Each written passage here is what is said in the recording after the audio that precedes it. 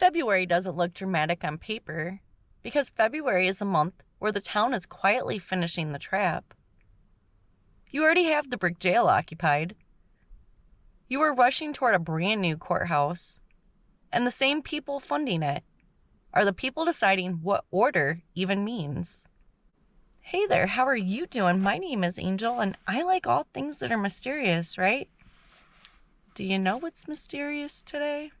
What's mysterious today is how a town builds a system so fast and then acts like it was inevitable. February 1844 is the month we zoom in on how the system is being built, because the how tells you the who. Here's the hard receipt that frames this whole year. A brick jail was completed and occupied January 1st, 1844, and the courthouse was finished in July 1844. So in February, we're in the middle of that squeeze. The jail is already active, the courthouse is rising, and the system is about to have its stage. And look at what that courthouse includes, because it's not just a courtroom, it's a hub. Courtroom plus jury rooms plus offices for county power. The clerk, the recorder, the sheriff, the circuit clerk, and probate. February is where we feel the town's center of gravity shifting. Now the part that screams my everything is who you know theme. A large quantity of brick and lumber was donated by civic-minded people for the courthouse project.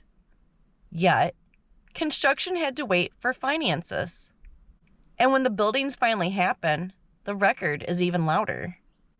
The new public square, jail, and courthouse were furnished by the citizens of West Rockford at no cost to the county.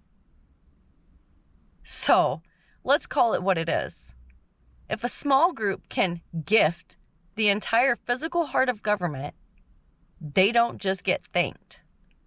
They get influence, they get access, they get remembered. That man will remember your name, because that's how towns work. And that's how power works. This detail is so important for this vibe. The courtroom served for public gatherings and lectures, the only public hall in town. So think about the psychological wiring. Even when people are not in trouble, they're still being trained to enter the space where authority lives. That's how you normalize the system. Quietly. When your community life happens inside the courtroom, you start confusing law with truth. The brick jail is described as very secure, and the record calls out the kinds of people being held: robbers and desperate horse thieves, with a special guard at night for a time. That means Rockford isn't building this for petty nonsense. This is a region with movement, money, stealing, running, hiding. And it gets darker. The jail had a named jailer, Samuel C. Fuller, described as ready for emergencies. That's a character. That's a job built for chaos.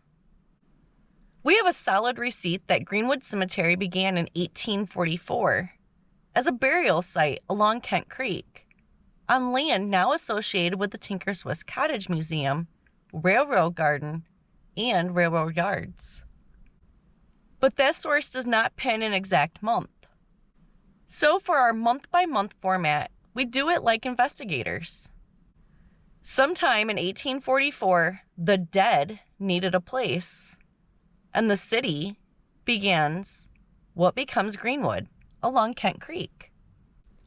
When a town is building a jail, a courthouse, and starting a cemetery in the same year, that's a town admitting, out loud or not, that it expects conflict, judgment, and death. And in 2026, when people talk about places feeling heavy, this is one of the years where that heaviness gets planted. Germanicus Kent returns to Blacksburg in 1843 or 1844. So February is where we start asking the question before we even hit the later year chaos. If a founder leaves right as a system gets built, Did he leave because he was tired or because he saw exactly what was coming? And this is why February 1844 matters in 2026. Because this is the blueprint of modern influence. Fund the public good, become the backbone of the civic center, gain access, shape outcomes without ever needing to announce it. Back then, it was brick and lumber. Now, it's sponsorships, contracts, and partnerships. Different era, same mechanism.